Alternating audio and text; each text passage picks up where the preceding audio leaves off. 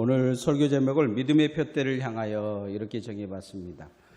우리의 신앙은 믿음의 푯대가 있습니다.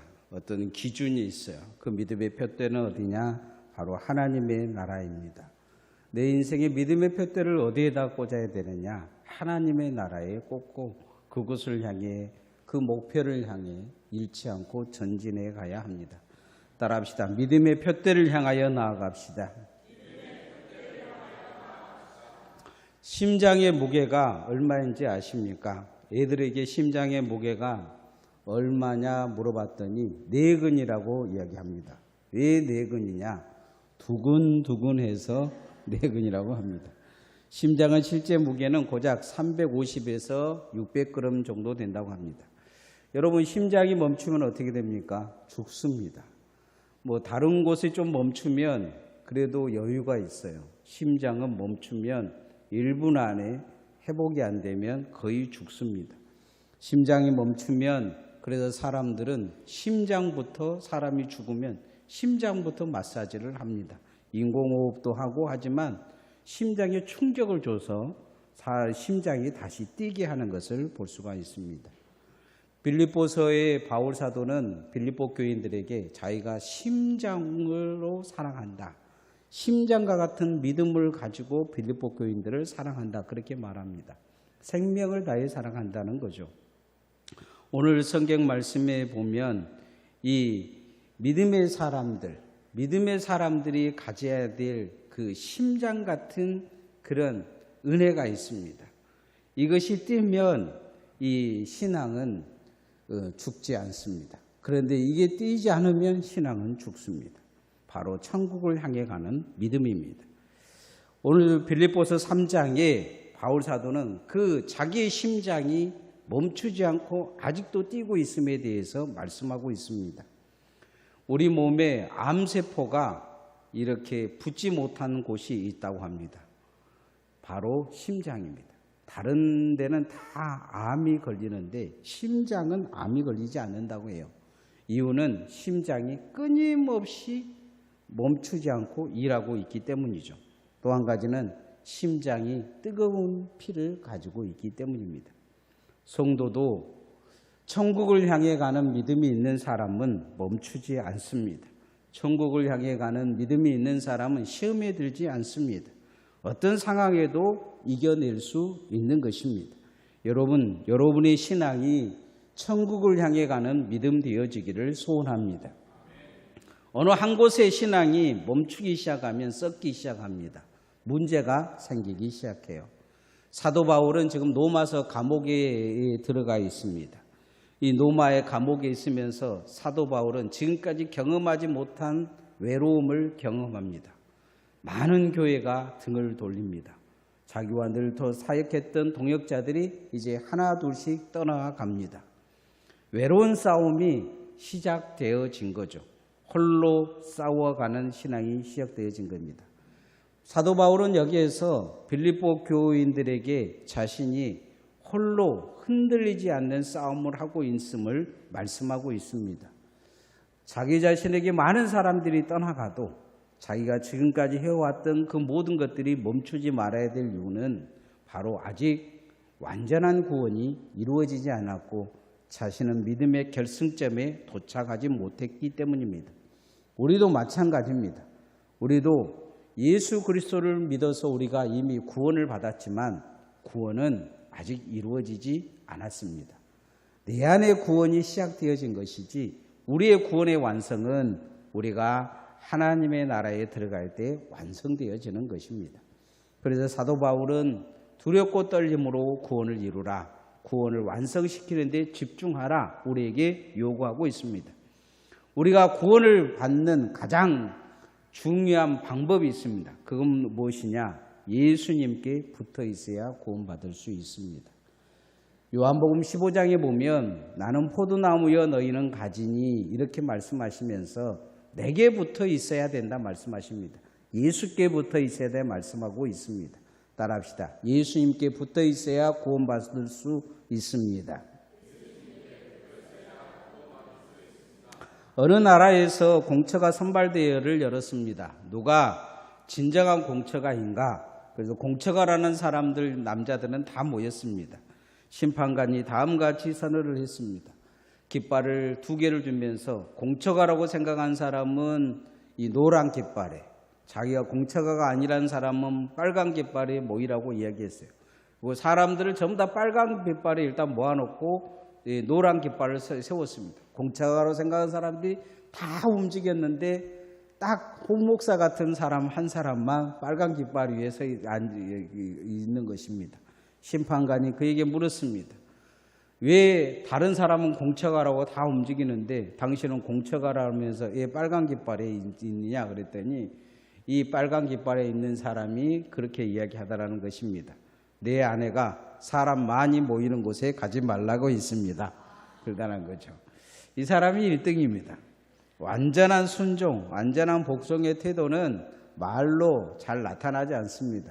그러나 무슨 말을 하느냐, 무슨 말을 듣느냐, 그 사람이 어떤 그 말에 복종하에 따라서 그 사람이 어떤 사람인지를 알 수가 있습니다. 그가 그를 지배하는 것이 무엇인지 알 수가 있어요. 공처가라는 것은 부인이 지배하는 것이죠. 저도 가끔은 목사님들 중에서 그런 분들을 가끔은 봐요. 무슨 회의를 가는데 꼭 부인에게 물어봐요. 가야 되는지 말아야 되는지. 그럴 때마다 제 마음속에 생각하는 것은 뭐냐면 나는 아직 공처가는 아닌가 보다. 그런 생각을 합니다. 사도 바울은 자기가 무엇에 잡혀 있는지 분명하게 선언하고 있습니다. 여러분은 무엇에 잡혀 삽니까? 인생에 태어나면서 사람은 무언가에 잡혀 삽니다. 어려서는 엄마에게 잡혀 살지만 어느 순간 엄마를 탈출하는 순간 이제 자기의 꿈을 꾸기 위해서 노력을 하는 걸 보게 돼요. 근데 무엇에 잡혀 살지 못하는 시기가 옵니다. 그게 뭐냐면 사춘기예요. 자기 자신이 무엇을 향해 갈지를 모릅니다. 그런데 아이들이 점점 사춘기를 벗어나는 시기에 보면 꿈이라는 게 생겨요. 자기가 무엇을 해야 될 땐지 꿈이 없는 아이들은 꿈을 찾으려고 노력을 합니다. 그러면서 점점 어른이 되어져 가는 거죠. 그런데 이 사춘기를 벗어나지 못한 아이들을 어린 아이라고 합니다.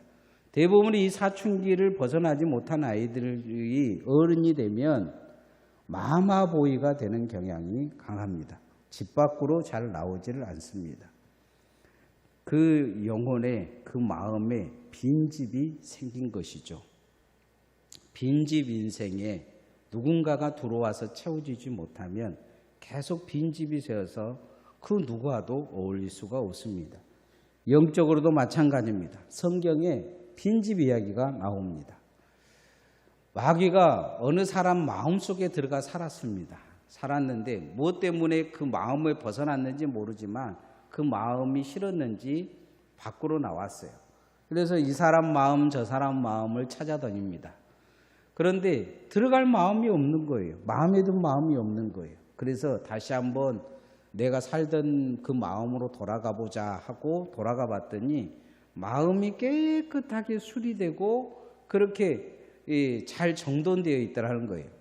야, 이거 혼자 살기는 너무 아깝다. 그래서 자기 친구 7을 데려왔다는 거예요. 예수님의 말씀이에요. 빈집 이야기입니다. 우리의 마음과 영혼도 빈집처럼 비어 있으면 쉽게 마귀가 찾아올 수 있습니다. 요 근래에 무당이 된 탤런트들이 많습니다. 연예인들이 많아요. 저번 주인가 제가 신문을 이렇게 읽다가 한 무당이 된 사람이 모든 사람들이 무당이 됐으면 좋겠다 하고 그렇게 연예인이 썼더라고요. 마음이 편하다, 좋다. 그런데 이 빈집이 왜 마음이 편했을까요? 갑자기 뭔가 채워지니까 그런 것입니다. 자신이 지옥 갈지 모르고 이 마귀에게 마음을 내어준 것입니다. 신앙생활은 정말로 중요하는데 내 마음에 예수님을 잘 채워가야 합니다. 사단은 믿음의 사람들에게도 자꾸 찾아와서 빈집을 만들려고 하고 그 빈집을 자기가 차지하려고 하는 것을 볼 수가 있습니다. 사도 바울은 자기가 빈집이었음을 알게 됩니다. 어디에서 알게 되느냐? 다메섹 도상에서 그는 예수 그리스도를 만남을 통해 자기가 빈집이었음을 알게 됩니다. 그리고 예수 그리스도 안에서 자기가 발견된 것을 발견하고 예수님 외에는 다 버렸다 이렇게 말씀하고 있습니다. 자신이 이제 예수님께 붙들린 존재임을 알게 되는 것을 보게 됩니다. 오늘 그 말씀을 하고 있습니다. 12절 말씀 한번 같이 읽어봅시다. 시작. 내가 이미 얻었다 함도 아니요 온전히 이루었다 함도 아니라 오직 내가 그리스도 예수께 잡힌 바 된 그것을 잡으려고 달려가노라. 자신이 예수님을 잡은 게 아니라는 거예요. 자신이 잡혔다는 거예요. 여러분, 우리가 마귀에게 잡히지 않는 것이 얼마나 다행입니까? 우리가 예수님께 잡힌 것이 인생의 최고의 축복인 줄 믿습니다. 바울은 엄마 손에 붙들려 있는 어린 애기처럼 자신이 예수님께 붙들려 있는 존재임을 기억하고 그렇게 인정하고 있는 것을 볼 수가 있습니다. 여러분 생각해 보십시오. 아주 어린 아이가 엄마 손을 꼭 잡고 있습니다. 그 어린 아이가 엄마 손을 잡고 있는데 엄마가 그 아이를 안고 있다가 놓으면 어떻게 되겠습니까? 아이가 자기 손으로 엄마를 잡고 있다고 땅에 떨어지지 않겠습니까? 엄마가 놓아버리면 그 아이는 땅에 떨어져 다치게 될 것입니다. 잘못하면 죽을 수도 있습니다. 오늘 우리가 구원받은 그 모습이 그렇습니다. 내가 믿어서 구원받은 것 같은데 그렇지 않은 거예요. 우리는 아무것도 모를 때 예수님이 하나님께서 창세전에 나를 애정하시고 선택하시고 또 나를 불러주시고 믿음 없는 나에게 믿음을 주시고 나를 구원의 손으로 이렇게 안고 계신 것입니다. 그러면서 내가 그 안에서 어린아이가 젖을 먹어가면서 엄마를 알아가고 자기가 생명인 존재를 안 것을 알고 엄마를 엄마라 부르고 내가 어떻게 해야 살 수 있는가를 차근차근 성장한 것처럼 우리도 믿음 안에서 예수님 안에서 성장해서 오늘 우리가 주님이 우리를 예정하시고 선택하시고 구원하셨다는 것을 알게 된 것입니다. 내가 예수님을 붙든 게 아니고 주님이 나를 먼저 붙들려 주신 것입니다. 그래서 우리는 주님께 붙들린 존재라는 것을 기억해야 될 줄 믿습니다. 성도는 주님께 붙어 있어야 삽니다. 어린아이는 엄마에게 붙어 있어야 삽니다. 10살 아이도 부모에게서 떨어지면 고아가 되고 그 인생의 위기가 다가옵니다. 마찬가지로 성도도 마찬가지입니다. 주님께 잘 붙어 있기를 소원합니다. 주님께 잘 붙어 있는 방법이 있어요. 그건 뭐냐면 교회에 잘 붙어 있는 것입니다. 교회는 주님의 몸이요 교회의 머리는 예수 그리스도라고 말씀합니다. 요즘 다원주의와 혼합주의들이 자꾸 일어나서 천주교도 가끔 그런 말을 하는 신부들이 나타나고 있는데 교회 밖에도 구원이 있다고 이야기를 하고 있습니다. 그러나 교회 밖에는 구원이 없습니다. 교회에서 떨어지면 자신들이 믿음을 지킬 수 있을 거라고 확신합니다. 교회 안 다니신 분들도 자신들이 예수 믿는다고 하는 분들이 되게 많아요. 과연 예수님을 믿을까요? 구원은 내가 선택한 것이 아니고 주님이 나를 붙들어 주셔야 가능한 것입니다. 그래서 여러분이 주님 손 안에 있기 위해 교회에 잘 붙어 있기를 소원합니다. 부목사가 쫓아내려고 해도 잘 붙어 있어야 합니다. 구원받는 그날까지 교회에 붙어 살아야 될 줄 믿습니다. 섬김과 나눔의 교회에 붙어 있어야 구원받는 건 아닙니다. 우리 교회 마음에 안 들면 이 앞에 동문교회라도 가십시오. 그래야 구원받습니다. 저는 여러분이 꼭 우리 교회에 다녀야 구원받는다고 말하지 않습니다. 눈치를 보니까 몇 사람 갈 것 같은데 가기만 해봐라. 여러분, 우리가 교회에 잘 붙어 있어야 구원받는다는 것을 절대 잊어서는 안 됩니다. 그래서 힘들고 어려울 때라도 교회와 함께 가는 성도들, 주님의 손에 붙어 있는 성도들 되어지시기를 소원합니다. 이제 믿음이 성장했으면 주님 앞에 어린아이도 그렇잖아요. 처음에는 엄마 손에 들려 있어야 되지만 이제 놀이터나 어디를 가서 성장해서 걸어갈 정도면 엄마 손 꼭 붙들고 가야 합니다. 마찬가지로 성도도 주님 손 꼭 붙들고 교회에 꼭 붙들고 주님 놓치지 않아야 구원받습니다. 따라합시다. 주님을 놓지 않아야 구원받습니다. 어떤 부인이 이제 난간이 있는 다리를 건너가다가 갑자기 휘청했습니다. 뭔가 정신을 잃어버린 것처럼. 그런데 본능적으로 휘청하니까 난간을 탁 잡았어요. 난간을 잡았는데 그때 정신을 잠깐 잃어버렸습니다. 난간을 잡으려고 그냥 힘을 그쪽으로 썼기 때문에 난간 너머로 넘어가 버린 것입니다. 그것을 옆에 본 청년이 깜짝 놀라고 이 부인을 붙들었습니다. 붙들었는데 점점 힘이 빠진 거예요. 이 청년이 소리를 쳤습니다. 부인에게 정신을 차리라고. 그래야 정신이 잠깐 부인이 돌아왔어요. 보니까 이미 자기는 다리 밑에 이 강 밑으로 떨어질 위기에 놓여 있는 거예요. 간신히 청년이 자신을 붙들고 있는 걸 알게 됐습니다. 그래서 이 부인은 자기 신의 손으로 이 청년의 손을 강하게 붙듭니다.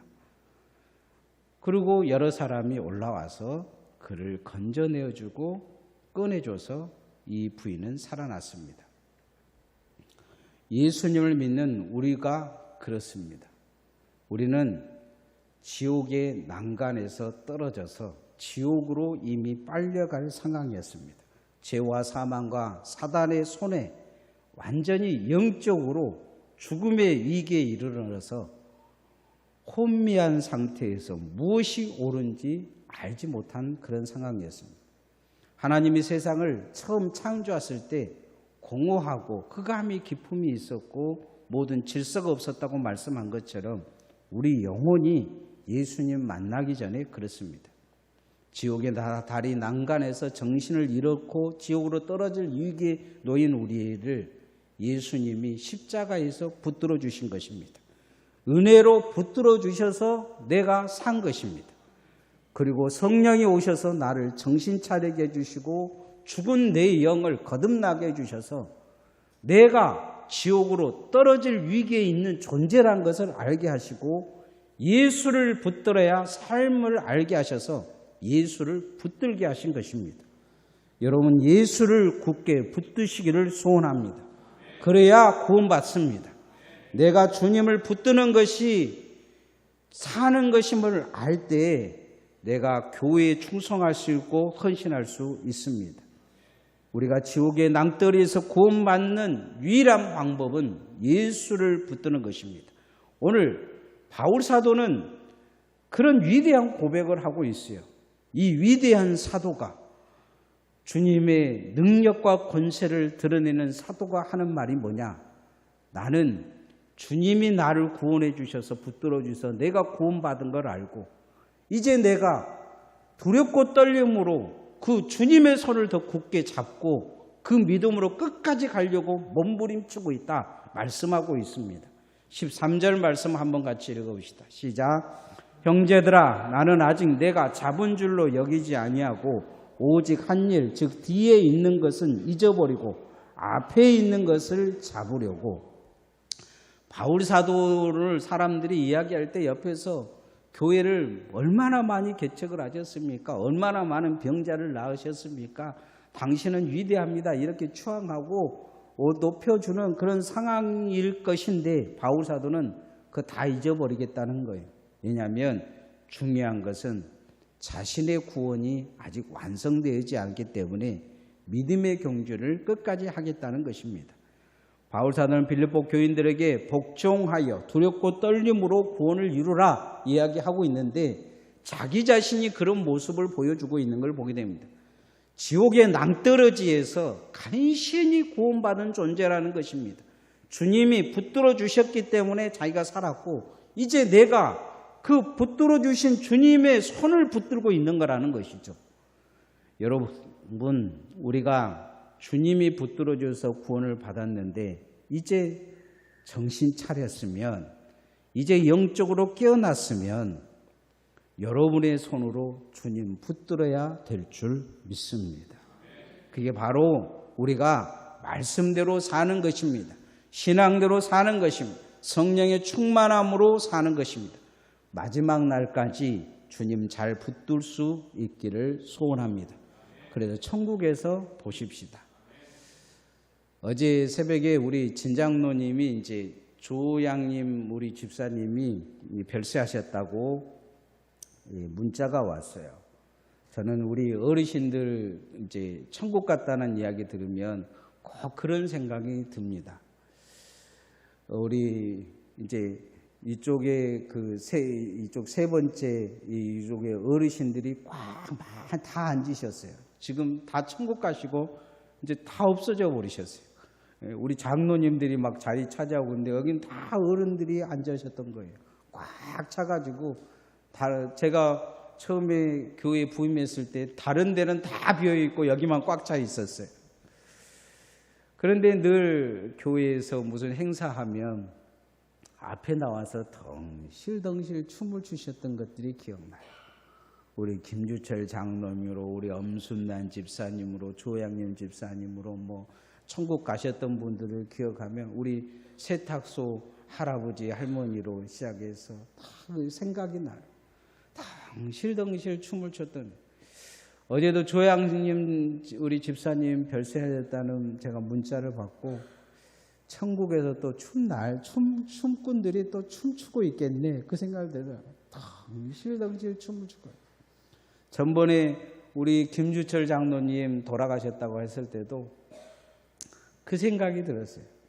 제일 좋아할 사람이 누굴까? 그 생각해 보니까 우리 엄순난 집사님이 제일 좋아할 것 같아요.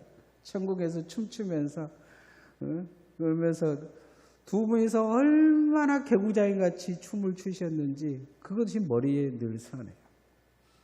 우리가 그 분들을 만날 때까지 한눈 팔지 않고 신앙생활 잘 할 수 있기를 소원합니다. 따라합시다. 한눈 팔지 않아야 구원받습니다. 고대 올림픽은 이제 목숨을 건 경기였습니다. 그들은 이 선수들을 모아놓고 먼저 제사를 드립니다. 그 제사의 의미는 뭐냐면 죽어도 좋다는 거예요. 그래서 이 권투 경기나 레슬링 경기 같은 경우에는 죽어서 나온 경향이 많았습니다.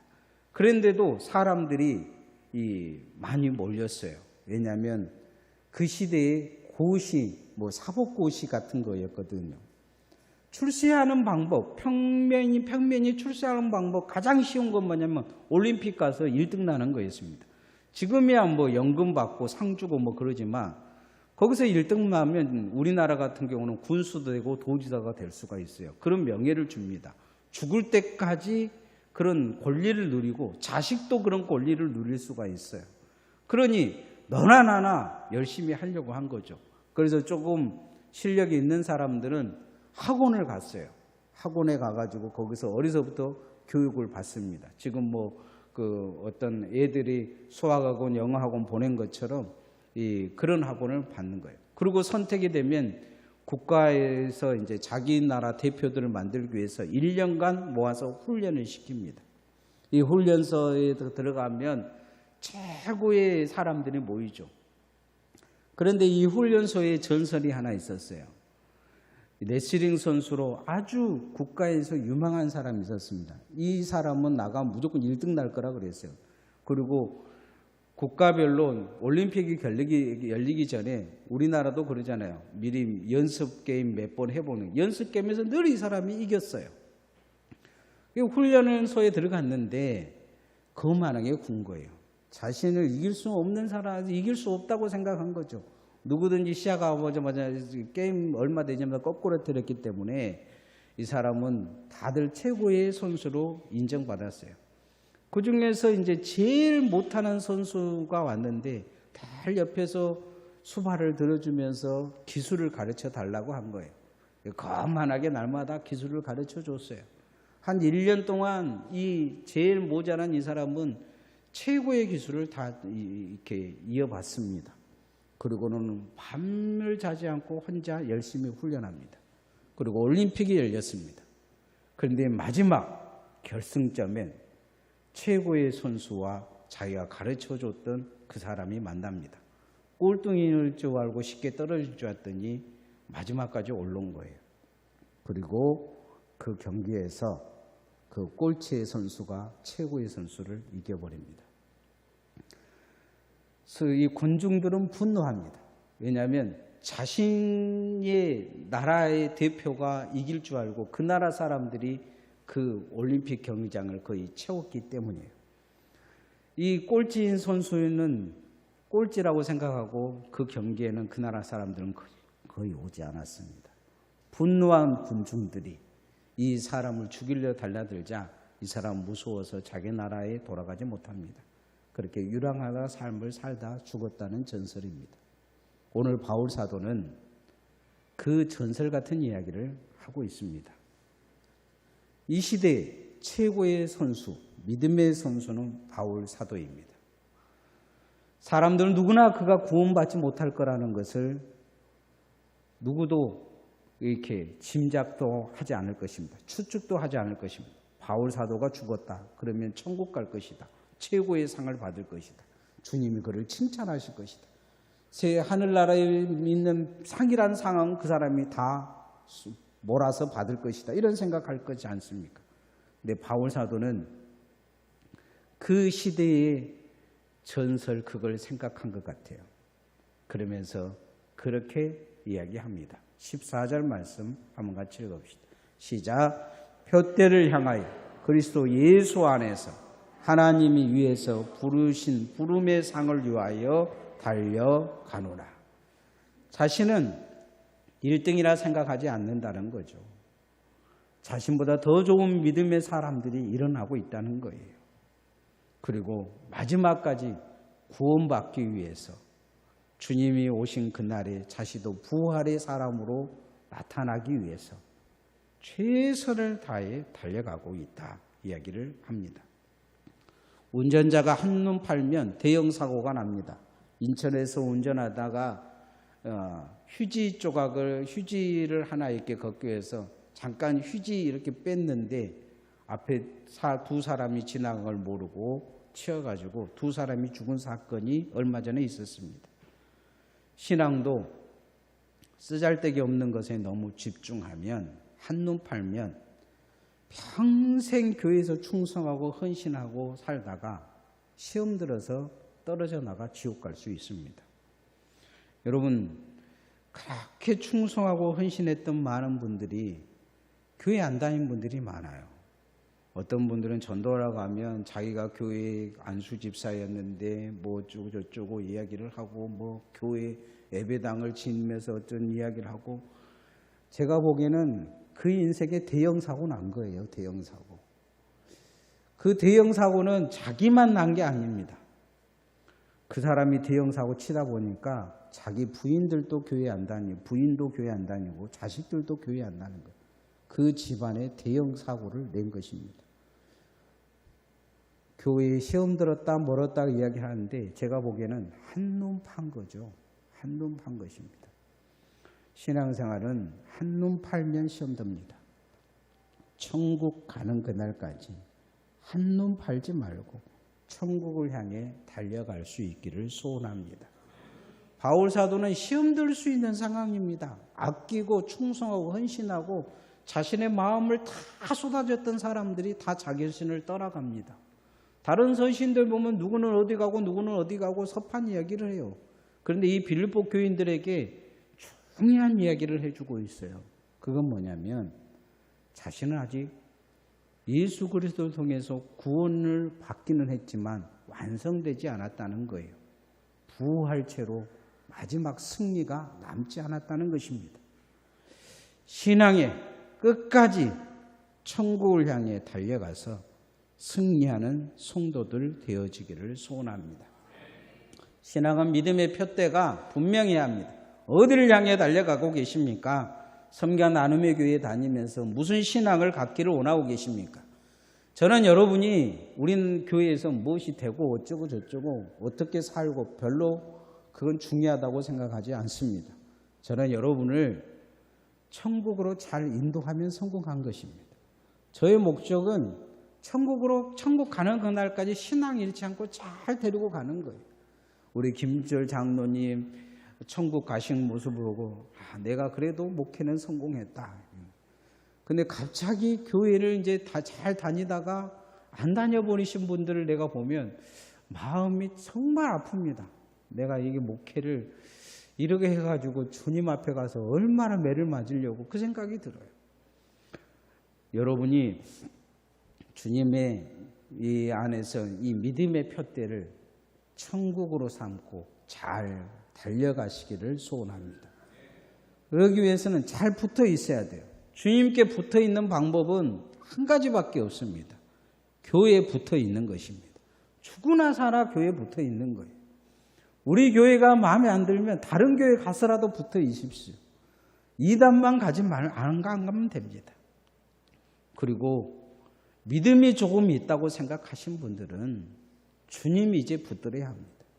주님이 나를 붙든 것처럼 혹시나 내가 주님께 떨어질까 싶어 두렵고 떨림으로 주님 놓지 말고 기도하고 말씀 묵상하며 예배에 깨어있는 성도들 되어지시기를 소원합니다.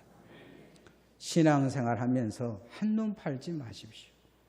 여러분을 시험 들게 하는 것은 다 한눈 팔기 때문이에요. 눈이 딴 데 돌아가고 있기 때문이죠.